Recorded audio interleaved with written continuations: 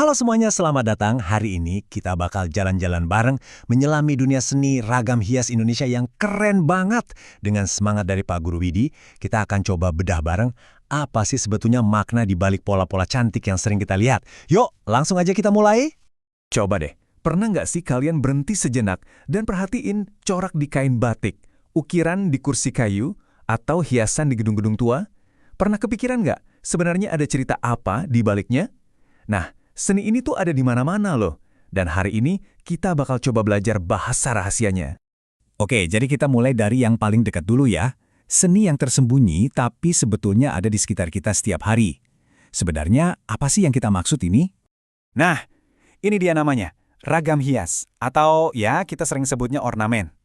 Gampangnya gini, ragam hias itu karya seni yang dibikin buat mempercantik suatu benda atau bangunan, pakai pola-pola khusus. Kerennya, kanvasnya bisa apa aja. Dari selembar kain sampai dinding candi yang megah. Oke, biar gampang ngertinya, anggap aja kita mau belajar alfabetnya dulu nih. Jadi ragam hias itu punya 4 desain dasar. Kalau kita udah kenal sama 4 ini, bakal lebih gampang buat baca karya-karyanya. Yang pertama ada flora. Gampang ditebak ya dari namanya. Ini semua tentang inspirasi dari dunia tumbuhan.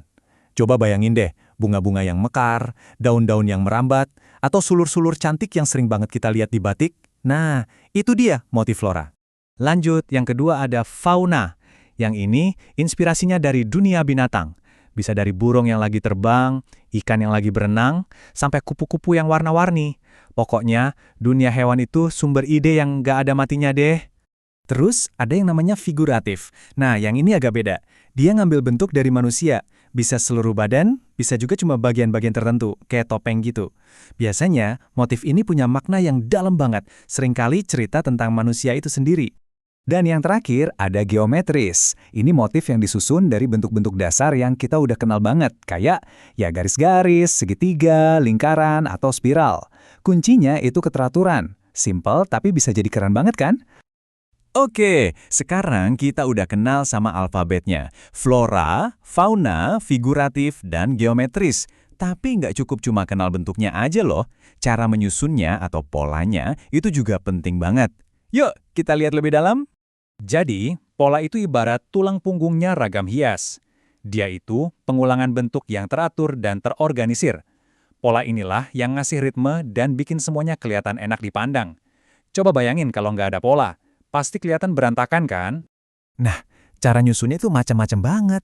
Ada pola yang berulang-ulang terus, ada yang simetris, kiri dan kanannya sama persis, biar seimbang. Tapi ada juga yang sengaja dibikin asimetris, biar lebih dinamis. Bahkan ada yang fokusnya di sudut atau di tengah. Tujuannya cuma satu, bikin komposisi yang pas dan indah dilihat.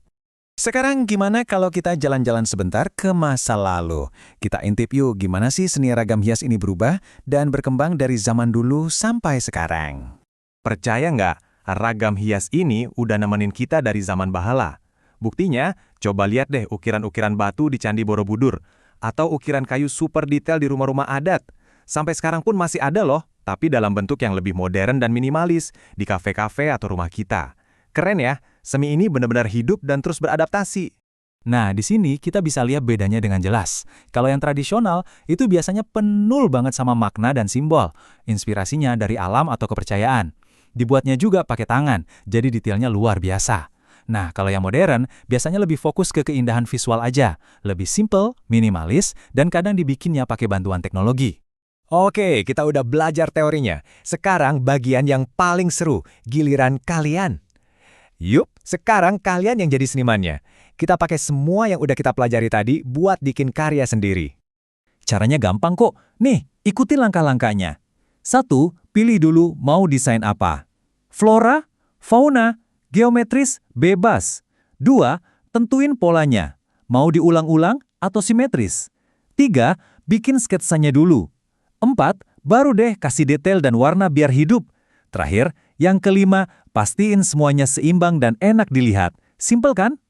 Ada beberapa tips nih biar hasilnya makin bagus. Usahain garisnya rapi, polanya seimbang, sama warnanya nyambung. Tapi yang paling penting dari semuanya, ya kreativitas kalian sendiri. Jangan takut salah, jangan takut coba-coba. Justru disitulah seninya. Jadi intinya apa? Ragam hias itu bukan cuma seni kuno yang ada di candi-candi. Ini adalah seni yang hidup, yang terus tumbuh dari zaman dulu sampai sekarang bisa ada di buku sketsa kalian. Dan yang paling keren, ini adalah tradisi yang bisa diikuti oleh siapa aja, termasuk kalian. Nah, sekarang kalian udah ngerti bahasa rahasia di balik pola-pola ini. Jadi pertanyaannya tinggal satu. Mahakarya seperti apa yang bakal kalian ciptakan? Selamat berkarya!